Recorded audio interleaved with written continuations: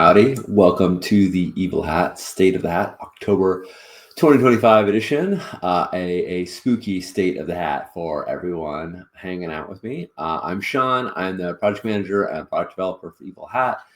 And oh boy, has October been a busy month between starting the crowdfunding with Designers and Dragons Origins and beginning to fulfill the crowdfunding for Deep Cuts and a bunch of other projects that have hit milestones. I got a lot for you. So hope that your gaming is good. Hope that you are doing well in the world, and hope that you have a few minutes because we're going to dig into all the things happening here under the hat. All right, let's see if I can do this transition. Wow, smooth. Okay. All right, let's dive in to what's happening the month of October in Evil Hat. First off, if you haven't heard already, we are currently crowdfunding Designers and Dragons Origins, a 4-volume set that is over over 450,000 words on over 300 and something odd products published by TSR, from all the way from Chainmail through AD&D, OD&D, and Basic D&D. There is so much in this, and the history. Shannon Appelkline, who wrote the original Designers and Dragons series almost 10 years ago now, we are now releasing the Origins, which is a totally separate product. There is no, I mean, there may be some tiny bits of overlap, but this is all new text about what's happening, or what happened rather, during the creation of these, all of the games and all the adventures that we played back in ye old days. So do you, just out of curiosity, do you recall this amazing Larry Elmore photo, this amazing Larry Elmore picture with Tanis in the front ready to draw his bow, and the Dragon High Lord looming over the back, and Tasselhoff and Lorana and Tika all outside? Do you remember this? This picture is like indelibly stuck in my mind. Like this is something that I remember from playing Dragonlance a million years ago, and it's like a part of the makeup of my gamer self. And I did not know it was written by Michael Dobson. I did not know all of the details of how it was created in the series. I didn't remember that it was part of Dragon's Mystery, the 5th adventure in the Dragonlance Adventure series.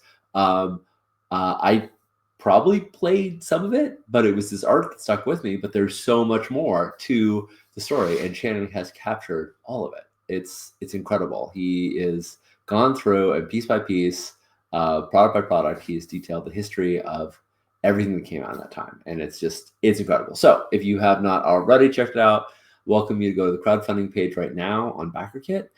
If you want to see a preview, there's a free 56-page preview that has a ton of the histories, as well as the entire table of contents for all 4 books. It's a giant, beautiful set of encyclopedias. It even comes in a little slipcase. You get it as this one beautiful package to protect it in shipping, to make it look nice on your shelf, and so that you have all of these histories of the origins of our hobby.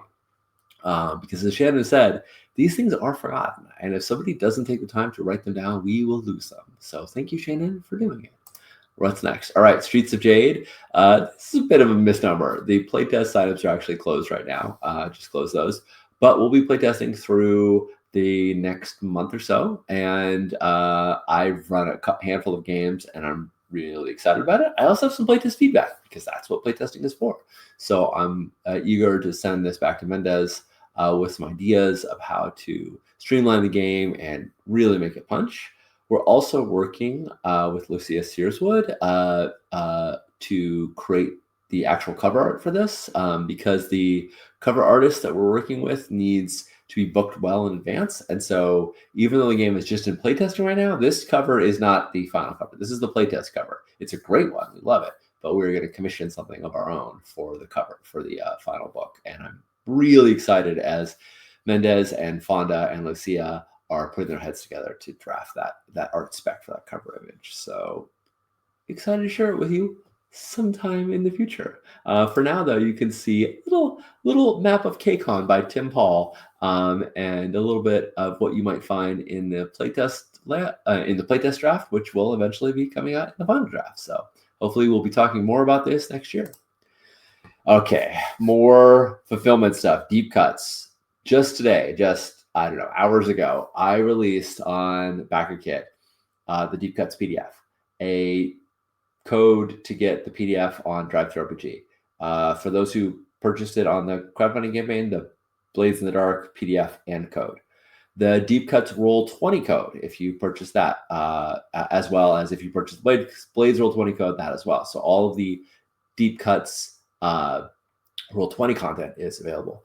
We also share the maps by Tian Deng, both a download for them off the BackerKit site and the download code to get it on DriveThru. So tons and tons and tons of content, and we're still not done. We still are working on Skrillex Vault and the Red Ledger and the Cutter's deck.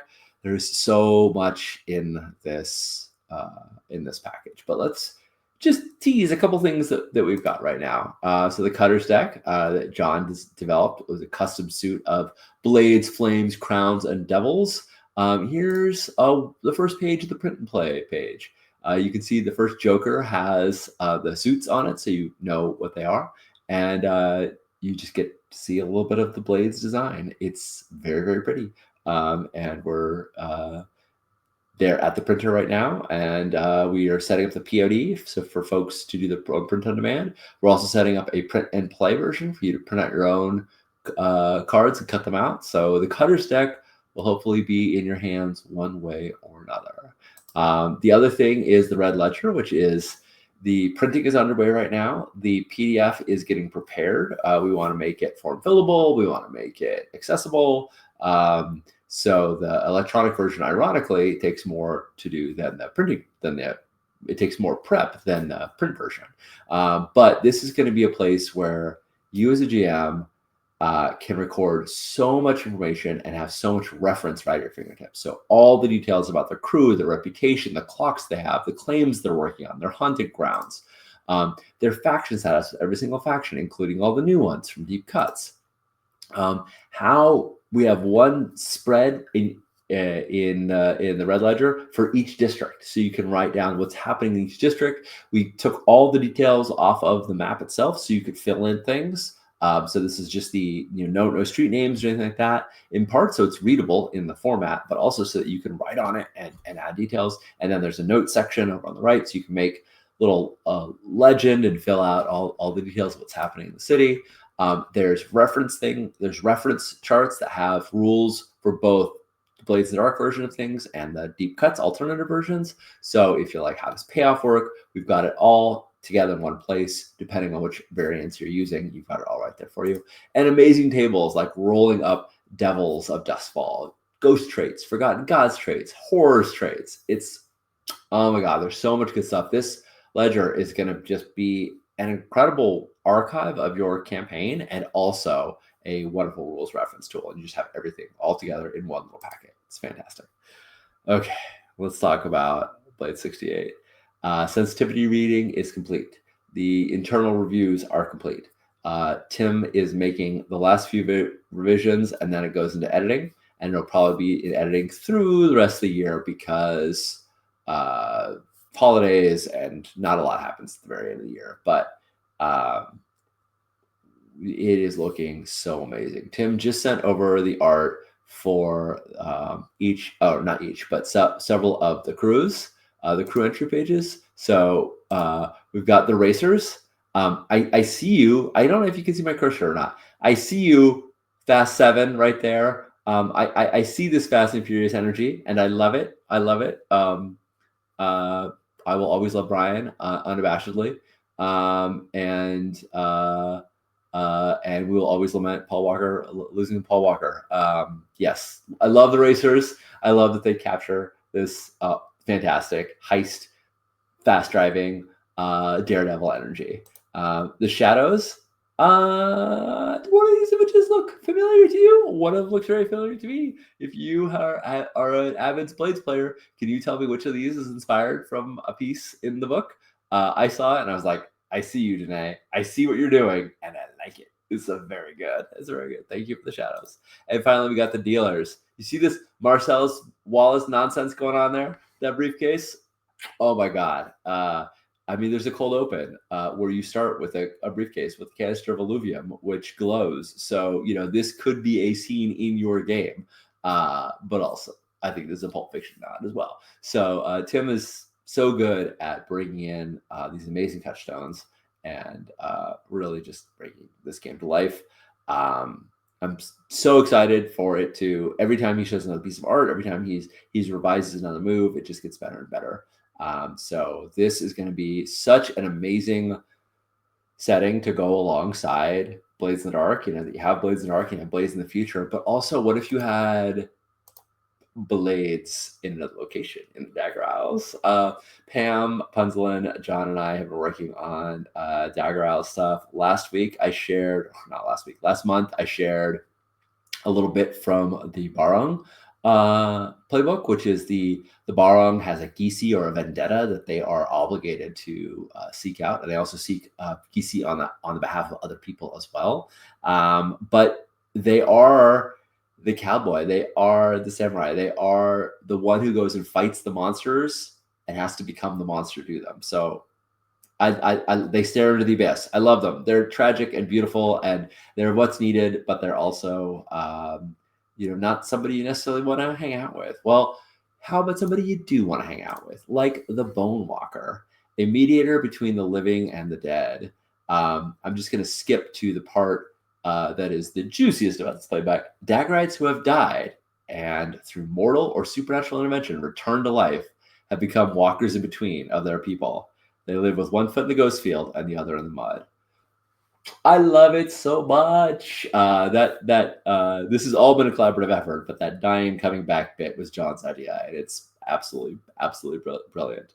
So we've got a couple abilities that work around that, and importantly, while the Whisper in Dustfall is all about controlling ghosts and using them to do whatever and channeling spectral energy to throw lightning or to compel a ghost to do something, the Bone Walker is about helping ghosts find peace and working with them.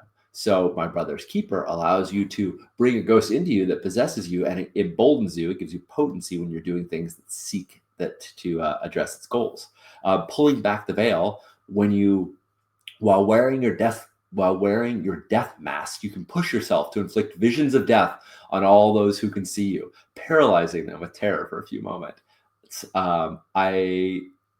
I just love it. You've seen death. You've experienced it. That's what it takes to be a Bone Walker, and you can share that with others to terrify them. There's also abilities walking the serpentine path that helps ghosts become reconciled, and so you can build up a cadre of ghost contacts that are reconciled by helping them with all of their issues. It's, oh my God, the Bone Walker is such a cool playbook. And as long as we're talking about playbooks that deal with strange forces, how about the Vidyad? A tireless, innovator and guardian of the natural world.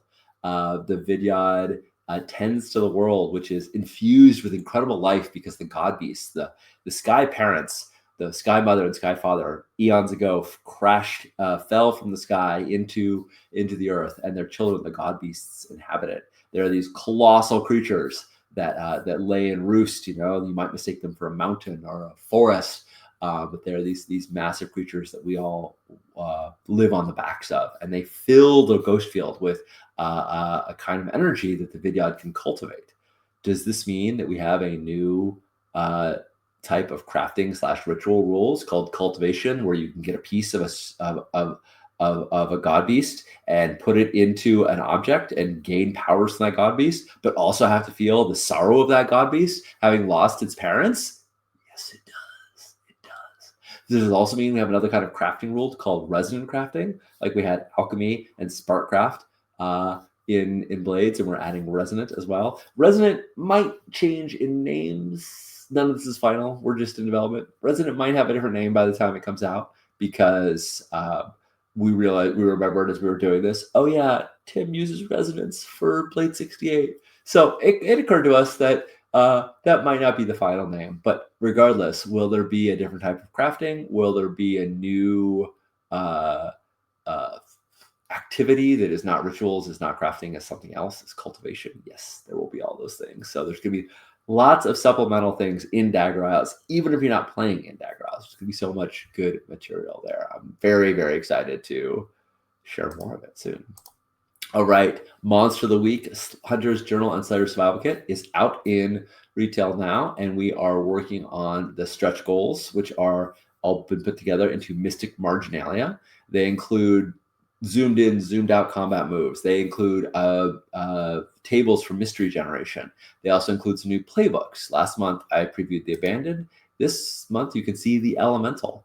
Do you want to be made of an elemental force? Does that sound cool? Do you want to be made of fire? Yeah, I think you do. Here you can be the elemental.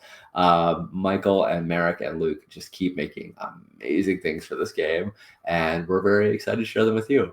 The status on this is that the proofing notes are all submitted and they're being applied to layout. Once those go into layout and they're all applied, then we'll release it to backers. So we're looking sometime next month.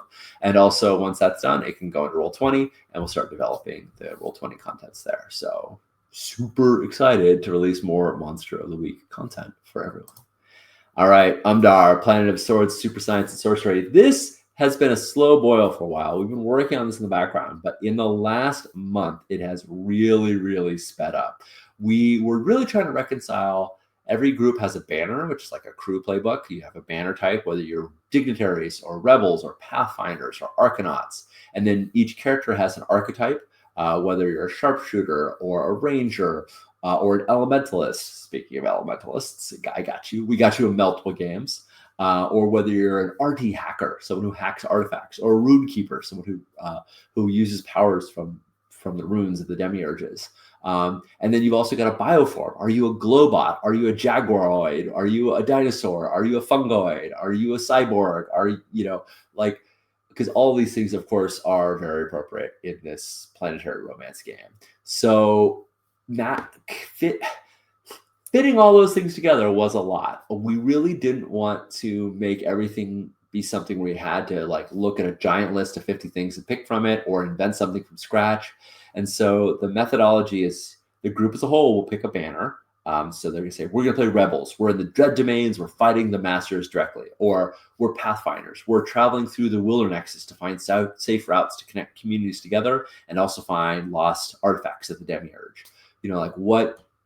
You're going to pick something that your kind of crew is your group, your players, your group of companions is all about, and that's going to be your banner, the banner that you committed to, and then each character is going to have an archetype and a bioform, and we've finally gotten this to a place where it's all clicking together very nicely. So I'm very, very happy about that.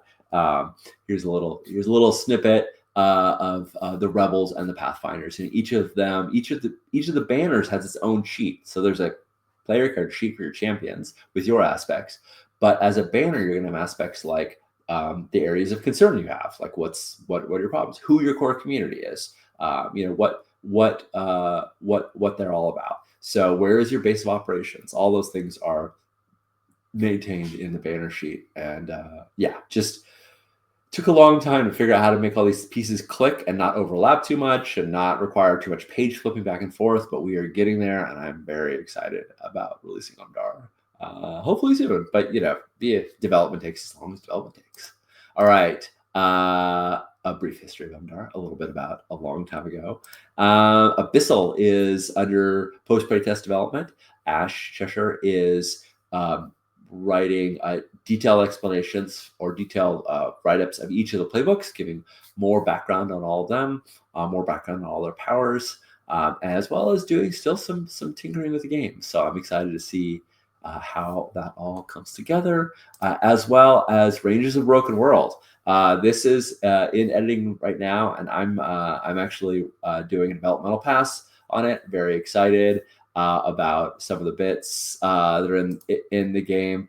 We also have gotten a little bit of preliminary art for some of the iconic characters. There are 7 Rangers. The Volcanic Tracker and the Tidal Navigator are 2 of them. And these are very early renditions from Lauren Colt, who is doing those characters. So we're getting this art ready for next year. And this is just the very first hints of them. They will probably change, but Oh my gosh, Lauren, your work is amazing. This book is going to be beautiful. If you want to know more about Rangers of the Broken World, you can go to our blog and look at the design diaries. We've got 14 diaries there that Leon wrote about different parts of the game, and they really fill in a lot of details, and their inspiration for the game, their inspiration for each of the Rangers. It's good stuff, and they're short reads, so it's very quick to go through.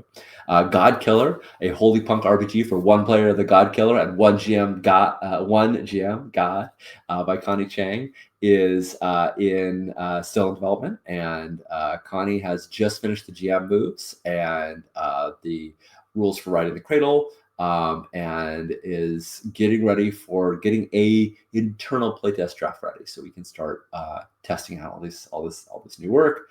Very excited to see Connie continue to work with the team.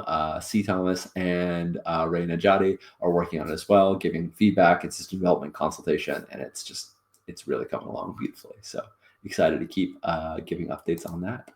Tian Deng, this is the new internal playtest cover. I'm sharing this literally hours after Christiana, our lead graphic designer, sent it over.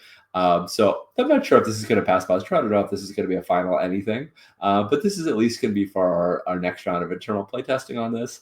Tian Deng, after the open playtest, had a major shift in the focus from gig work, gig economy to people at the end of their lives and at the end of their ship's lives preparing for retirement. It's a sweet story. It's kind of a silly story. It's also a story about elder care and taking care of community, but it's still got a lot of hijinks. I mean, it's still built on hijinks. So think of the landlady from Kung Fu Hustle, and you'll get a good sense of the vibe of this game.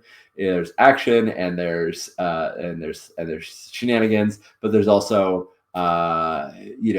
old injuries that act up, and losing your monocle slipping down the drain, and having to reorder another set. There's all the delights of adventure, and also the trials and tribulations as we grow older and face life. So Tian Deng is very excited to share it soon. Here is the introduction page. Look at this layout. I just love what Chris has done. It's very beautiful. I got the draft, like I said, just hours ago. Sent back a bunch of notes, little things, a few changes here and there, but this is getting very close. And Project Perseus. John and I and Strash and I have been going back and forth. John primarily working on the rules text and the core text of the game. So everything from how to run missions, how to Perseus as an agency, the directorate, the artifacts, all the bones of the game. And Strauss and I have been working on the cities, and maybe I could just share a little bit from Rome. Each city has 3 factions, and the Ludus are one of the factions. One Perseus agent, Crixus, was sent to Rome on a job by Director Mraz, and to complete it, he had to breach the Three's rule of peace. And Perseus, assuming he had been lost, left him to the vampires for nearly a decade. That never goes well. There is nothing like an agent. There's no threat to an agent like a former agent. Crixus and the other gifted who have joined him, Viper and Rose, and their cadre. Their doomsday plan is not blotting out the sun. It's not creating ley lines that will give them ungodly powers. It is destroying Perseus. It is robbing the world of its guardians. And also steal some artifacts from their vaults. Sure, great. But most factions have a little bit of internal tension where they're like, the powerful leaders of the faction want different things. This faction has been burned by Perseus, and they're going to make the agents pay, and they're going to work their way up to the handlers and then to the directors so they can dismantle the entirety of it, unless you're there to stop them. Or maybe try and mend fences. Who knows? There's no right. There's no one way to play Project Perseus. As the Sun Forever sets is in post play test development as well. No new news on this, but it continues to churn along, and very excited to share more about this soon. So that was it. I think that was it. I think that's all 36 slides. That's a lot of slides. That's a lot of content. Yeah, there's just been so much happening this month. We're going to keep working on all these things through November very fiercely. And then, of course, when we get to the end of November, we're going to enter into holiday season, and a lot less is going to happen for a while. But we're wrapping up so much stuff, and I'm very, very happy to see a lot of things hitting milestones.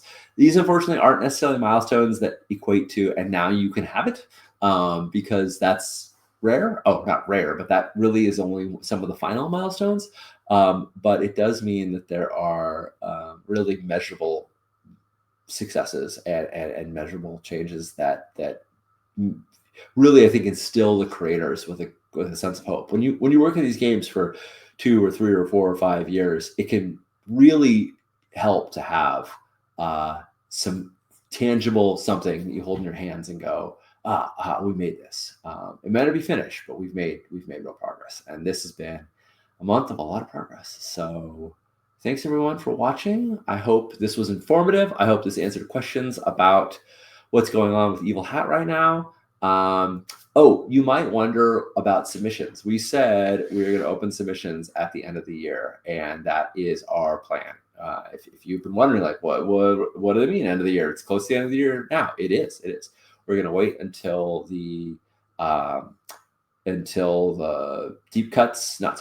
Designers and Dragons Origins crowdfunding is complete. So we're not chasing that, and then we're going to start opening up submissions again. So if you would like to publish with us, that will be, we'll have some guidelines you can look at. Our turnaround is likely to be slow. As you've just heard from the last 36 slides, we have so many things in the hopper right now.